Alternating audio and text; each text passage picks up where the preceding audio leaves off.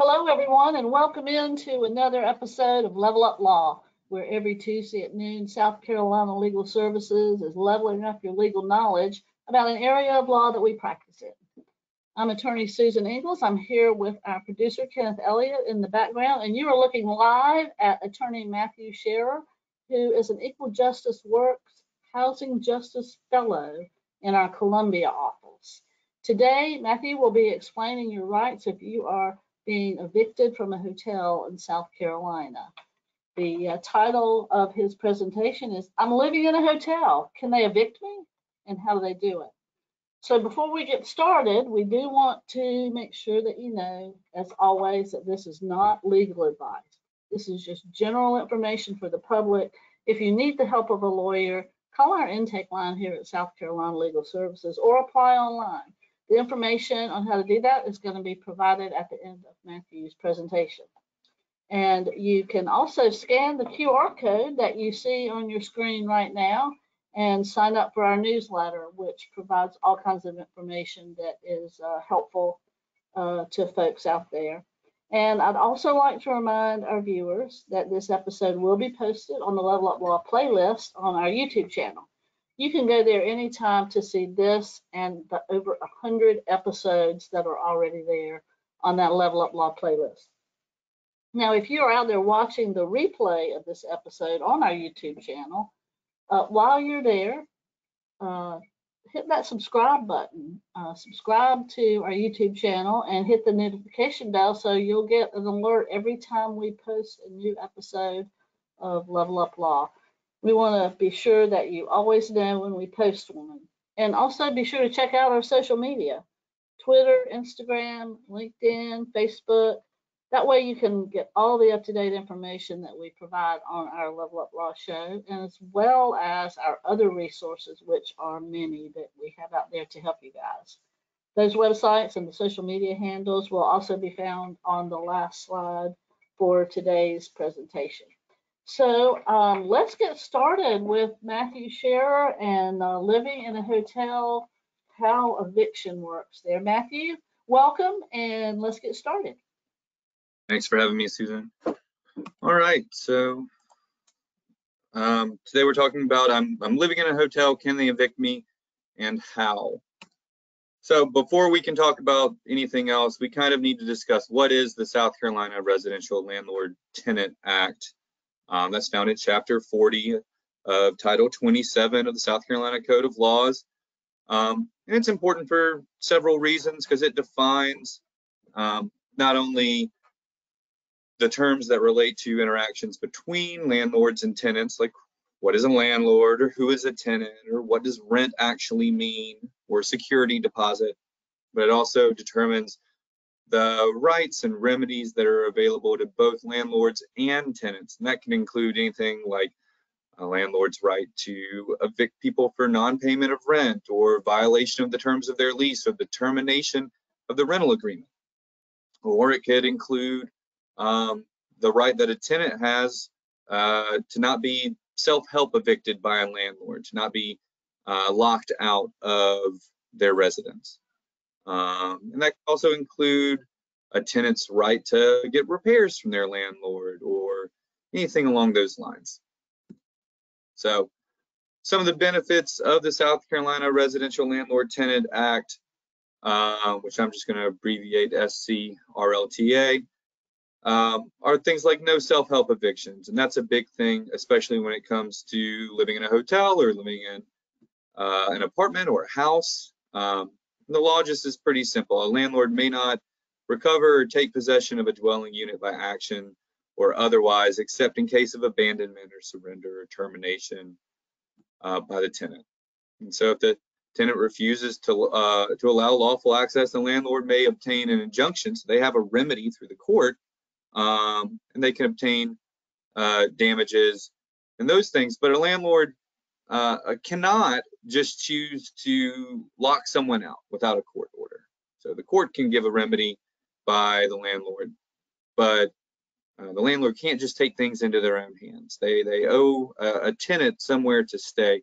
And if a tenant is locked out or unlawfully ousted, as the law kind of puts it, they have plenty of remedies. That could be Twice damage is experienced by the tenant. It could be 3 times the amount of rent that the tenant owes. There are a lot of benefits from that the law provides for tenants when they are unlawfully locked out. But to actually be a tenant, you have to have certain things according to the law.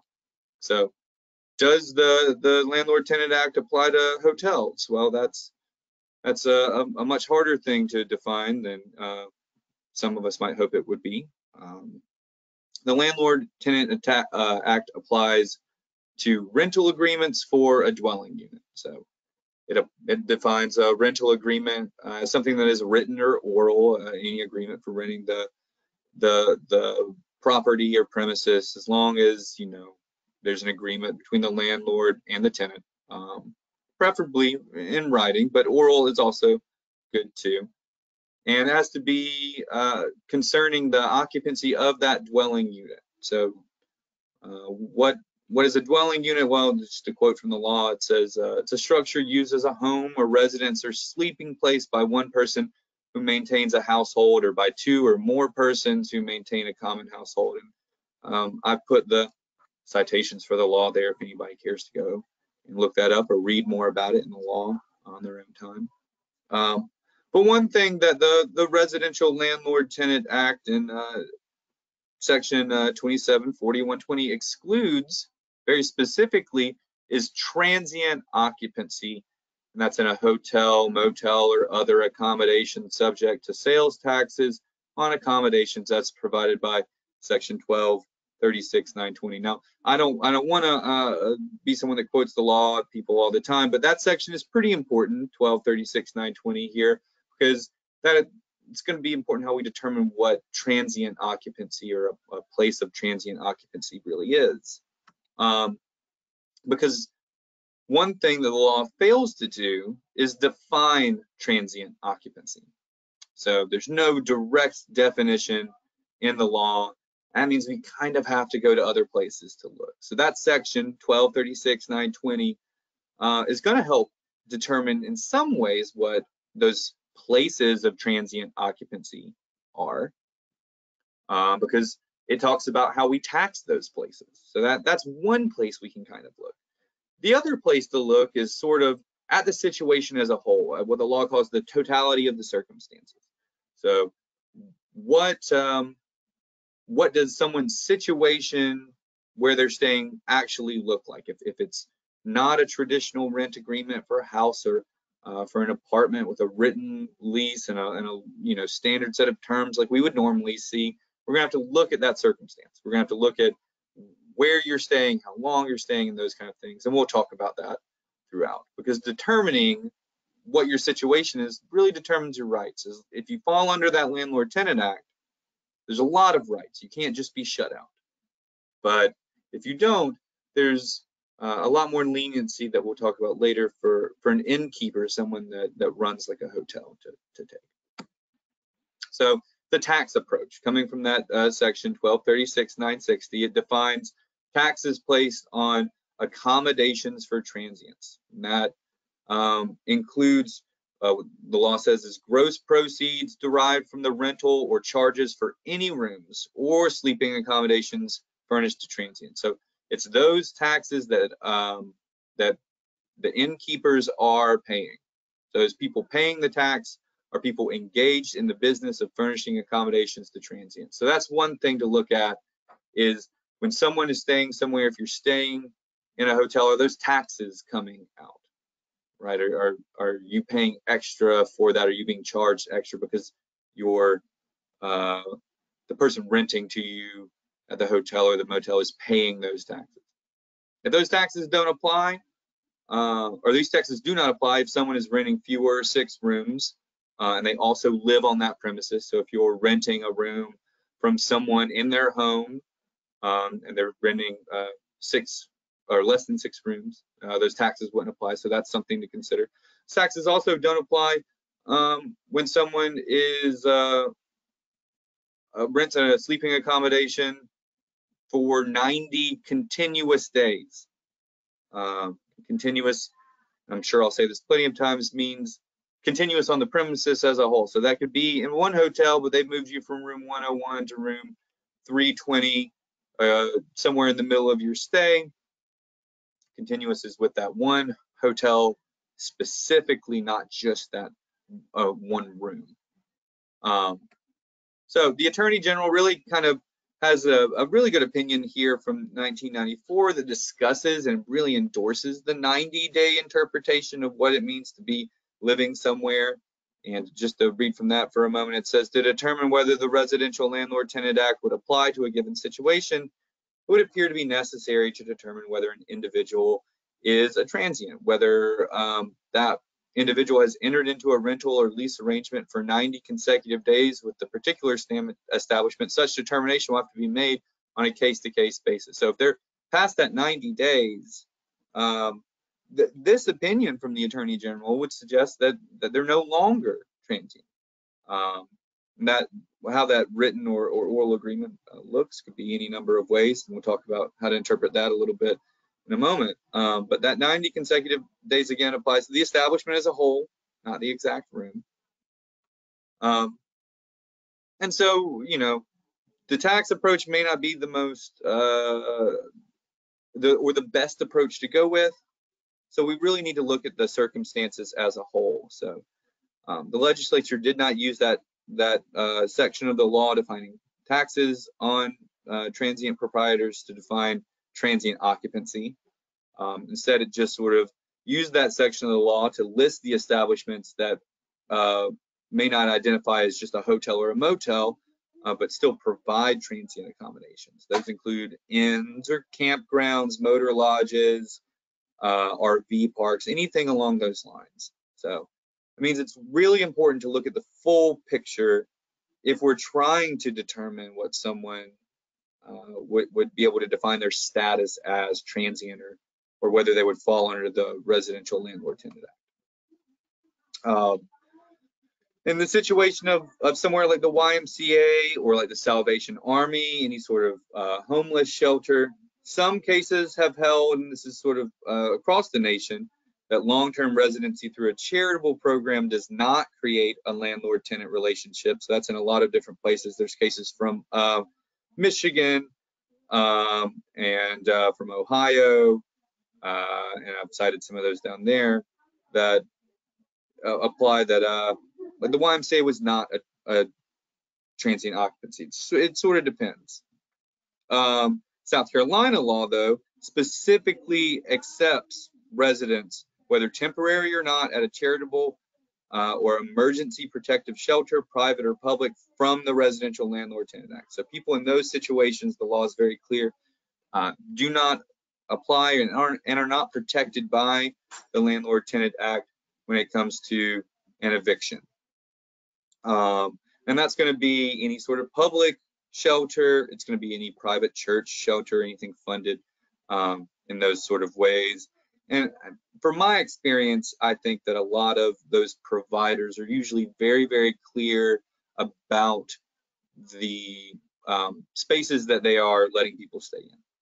Usually they are very clear that you are not entering into a landlord tenant agreement, and they may have different requirements. It could be treatment programs, could be all sorts of things that they require for people to stay in those charitable or emergency shelters.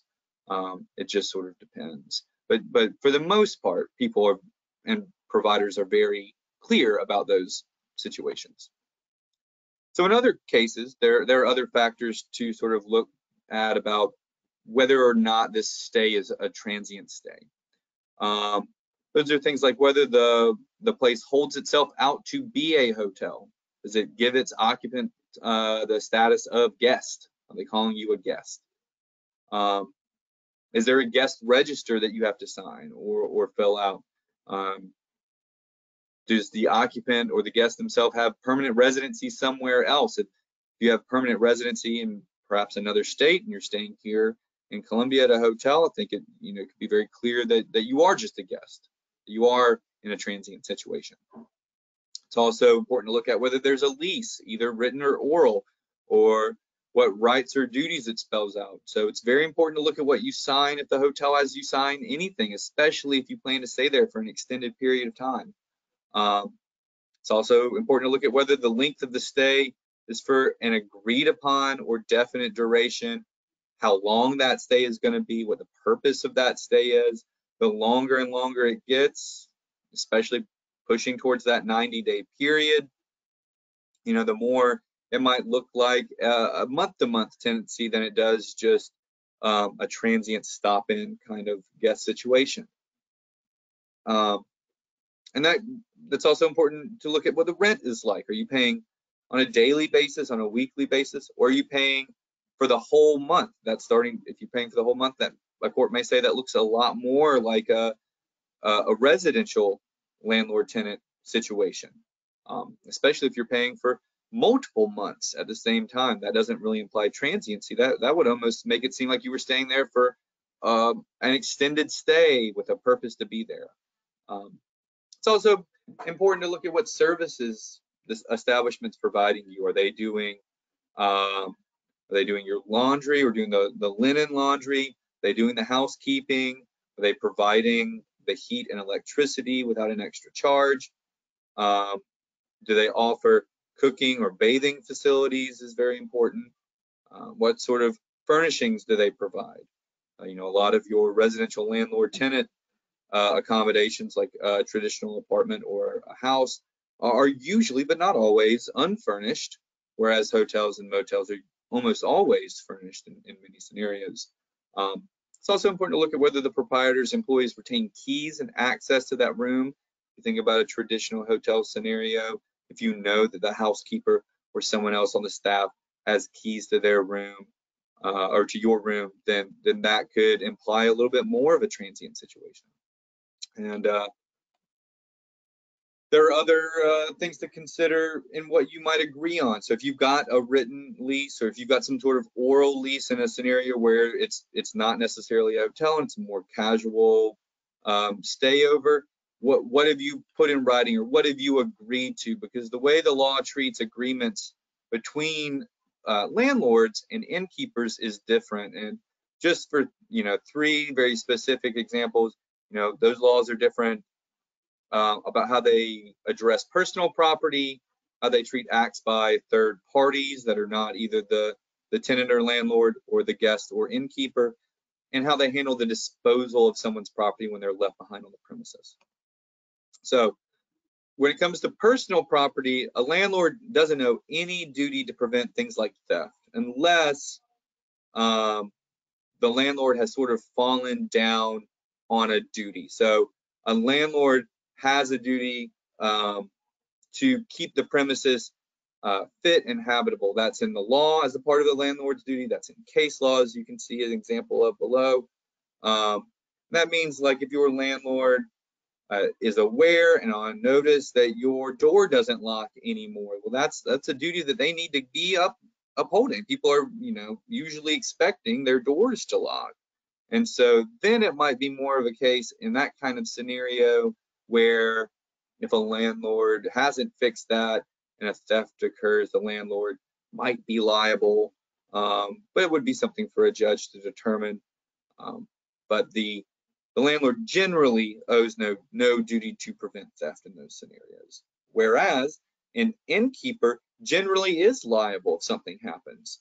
So just a general concept would say that they are liable for any loss or damage to a guest's property unless that property is lost or destroyed by something like an act of God or a public enemy, or by the fault of the guests themselves. If you drop your phone on the floor and it breaks, the landlord's not liable for that, but otherwise they are. The South Carolina law sort of specifically states that when an innkeeper posts notice, that kind of counts towards that liability. If they're telling you to lock the door, to put your valuables in a safe, to protect them, that sort of absolves them of that liability.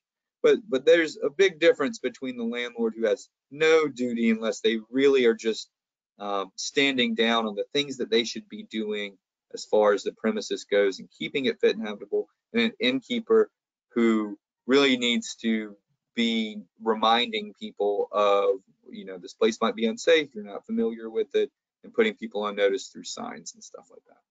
Different look there. When it comes to third parties, landlords don't really have a duty to protect against harm that we could foresee from a third party unless they sort of voluntarily take that upon themselves.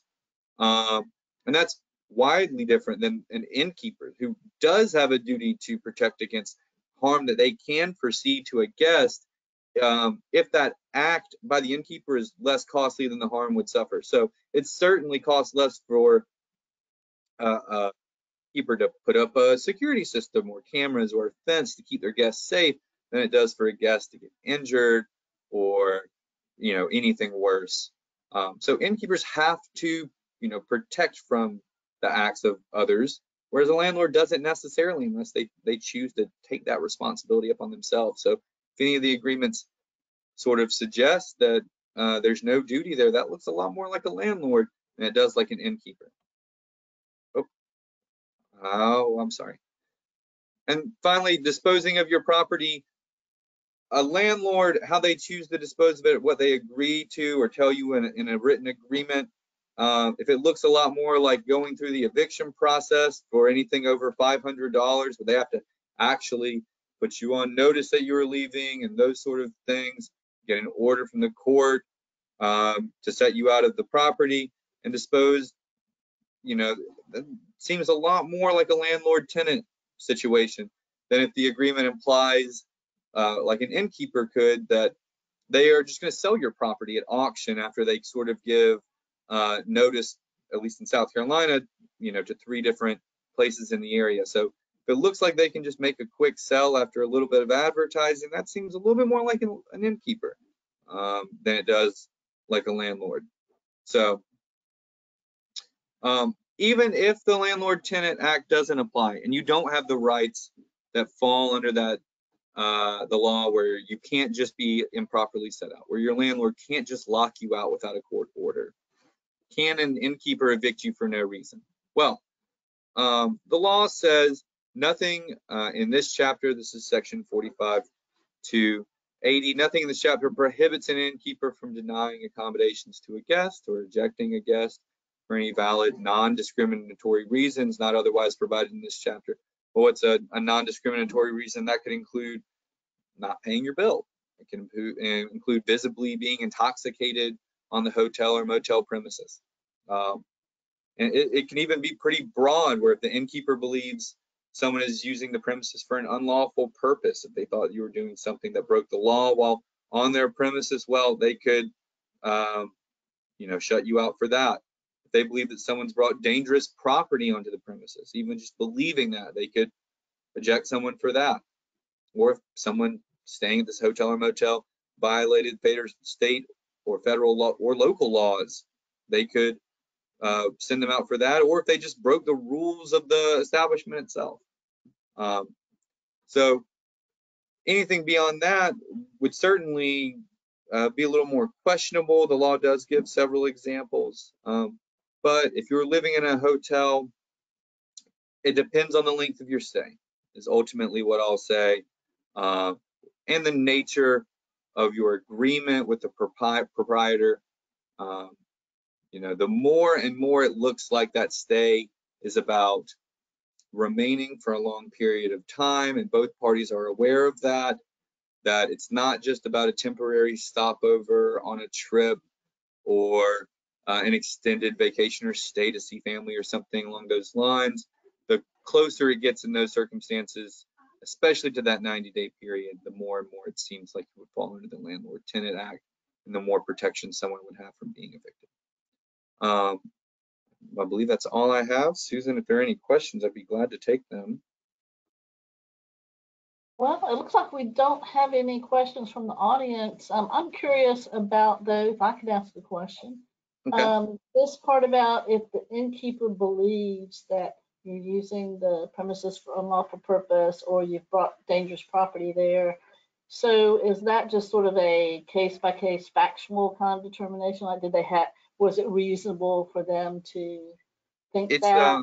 How it's a reasonable belief by the proprietor, sort of, is the way the law states it. So certainly it couldn't be spiteful or retaliatory, but I think if they had a reasonable belief that someone was,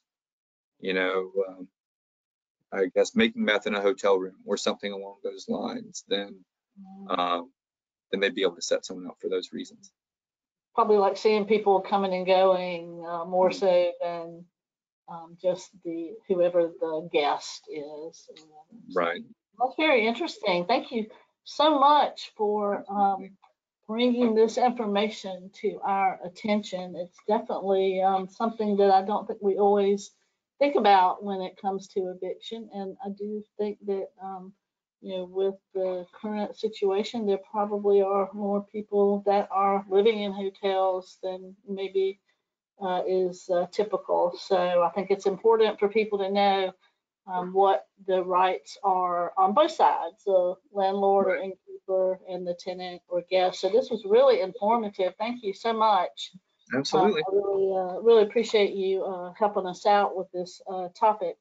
So thanks a lot, and thank you to our audience. And hey, if you found this helpful and you know it's going to be helpful to others, please do go to our YouTube channel, give it a thumbs up, share it out to folks that you think it might be helpful to. We want as many people as possible to get this important information, as we always say.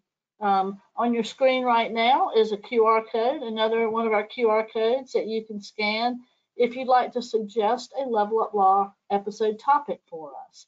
I'm really happy to report that since we've been using this QR code, we have already started getting suggestions from our audience, and which is great, and we'll be reaching out to those of you who have filled out that form for Level Up Law 2023, and we do thank you for that. And again, thanks Matthew Sherry for a presentation on a very unique and interesting topic. And again, thanks to our audience for tuning in, and be sure to tune in next week for another episode of Level Up Law on Tuesday at noon. We'll have a special presentation about your rights if you have mold in your apartment. That's another interesting topic when it comes to housing, and we're looking forward to that. So we look forward to seeing everybody next week. Be sure and go to our Facebook page or our website at sclegal.org and register for that one. And again, you can always see all of our other previous episodes on our YouTube channel. And on your screen now is all the information about how to apply for our services. We have great intake specialists standing by Monday through Thursday, 9 to 6. Now, of course, this Thursday, they will not be standing by because it's Thanksgiving. But prior to that, they will be. And here's all the information about our other resources, our social media. We've got a lot of great information out there for y'all, so do take advantage of that. Also, there's another QR code. This is the same one we showed you at the beginning, and this is to sign up for our newsletter. We send out a lot of information from time to time that you may find helpful, so we suggest that you scan that code and go sign up for our newsletter. Appreciate everybody scanning those QR codes and getting involved with what we do here at South Carolina Legal Services. And that includes people out there who are just members of the general public, or those of you out there who maybe are our partners and are serving folks in the fields where some of this information might be helpful. Well, that concludes our presentation on hotel eviction law in South Carolina. We thank you again for tuning in today on Level Up Law. And that concludes today's webinar. Thanks a lot, Matthew, and thanks to our audience. Take care, everybody. Happy Thanksgiving.